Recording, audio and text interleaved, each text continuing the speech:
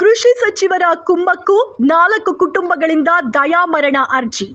ನಾಗಮಂಗಲದ ಸ್ವಗ್ರಾಮ ಇಜ್ಜಲಘಟ್ಟ ಗ್ರಾಮದಲ್ಲಿ ಕೃಷಿ ಸಚಿವ ಚಲುವರಾಯಸ್ವಾಮಿ ಸಂಬಂಧಿಕರ ದೌರ್ಜನ್ಯದ ಕಿರುಕುಳದಿಂದ ಬೇಸತ್ತು ದಯಾಮರಣಕ್ಕೆ 4 ಕುಟುಂಬಗಳಿಂದ ಮನವಿ ಮಾಡಿರುವ ಘಟನೆ ನಡೆದಿದೆ.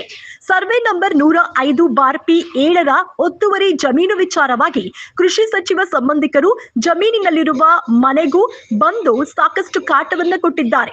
4 ಕುಟುಂಬಗಳಿಗೆ ಅನುಭವದಲ್ಲಿರುವ ಒತ್ತುವರಿ ಜಮೀನು ಕಸಿಯಲು ಈ ಕುಟುಂಬಗಳಿಗೆ ಕಿರುಕುಳ ನೀಡಿ ಹಲ್ಲೆ ನಡೆಸಿದ್ದಾರೆ ಎಂಬ ಆರೋಪ ಕೇಳಿಬಂದಿದೆ.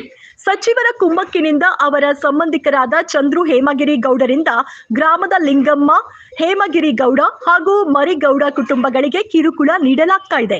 ಈ ಬಗ್ಗೆ ಗ್ರಾಮಾಂತರ ಪೊಲೀಸ್ ಠಾಣೆಗೆ ದೂರು ನೀಡಿದ್ರು. ಪೊಲೀಸರಿಂದ ಯಾವುದೇ ಪ್ರಯೋಜನವಾಗಿಲ್ಲ. ದೌರ್ಜನ್ಯಕ್ಕೊಳಗಾದ ಕುಟುಂಬಕ್ಕೆ ಸಚಿವರ ಪ್ರಭಾವದಿಂದ ಪೊಲೀಸ್ PCIನಿಂದಲೂ ರಾಜೇಂದ್ರನಿಂದ ಕೂಡ ಬೆದರಿಕೆ ಒಡ್ಡಲಾಗಿದೆ. ತಮ್ಮ ದೂರಿಗೆ ನ್ಯಾಯ ಸಿಗದೆ ಇಲ್ಲಿನ 4 ಕುಟುಂಬಗಳು ಕಂಗಾಲಾಗಿ ಮನನೊಂದು ದಯಾಮರಣಕ್ಕೆ ಕೋರಿವೆ. ಕುಟುಂಬಗಳು ಕಿರುಕುಳ ತಾಳಲಾರದೆ ಜಮೀನಿನಲ್ಲೇ ಗುಂಡಿ ತೋಡಿ ಸಾಮೂಹಿಕ ಆತ್ಮಹತ್ಯೆ ಮಾಡಿಕೊಳ್ಳುವ ಎಚ್ಚರಿಕೆ ಕೊಟ್ಟಿದ್ವು.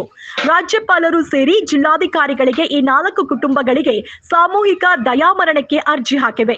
ಅಲ್ಲದೆ ಕೇಂದ್ರ ಸಚಿವ ಕುಮಾರಸ್ವಾಮಿಗೂ ಕೂಡ ನ್ಯಾಯ ಕೊಡಿಸಿ ಎಂದು ಕುಟುಂಬ ಮನವಿ ಮಾಡಿದ್ದಾರೆ.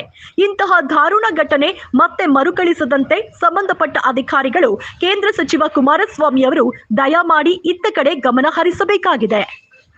ಆ ಕಡೆ ತುದಿಯಿಂದ ಚಲುವರಾಯಸ್ವಾಮಿ ಆಪ್ತರ ಏನೇನವ್ರೆ ಅವ್ರ ಕ್ರಷರು, ಆ ಕಡೆಯಿಂದ ಲಕ್ಷ್ಮೀಪುರ ಗ್ರಾಮ ಐತೆ, ಅಲ್ಲಿವರೆಗೂ ಏನೇನೈತೆ ಅದೆಲ್ಲ ಬಿಡಿಸ್ಲಿ. ಅವಾಗ ನಾವು ಬಿಟ್ಕೊಡ್ತೀವಿ. ನಾವು ಯಾವುದೇ ಅಡ್ಡಿ ಮಾಡಲ್ಲ. ನಮ್ದು ಏನೈತೆ ಒಂದು ಚೂರು ಬೇಡ ನಮ್ಮ ಹೆಸರಲ್ಲಿ ಇರೋದು ಬಿಟ್ಬಿಟ್ಟು ಎಲ್ಲ ಚೂರು ಮಾಡ್ಕೊಳ್ಳಿ.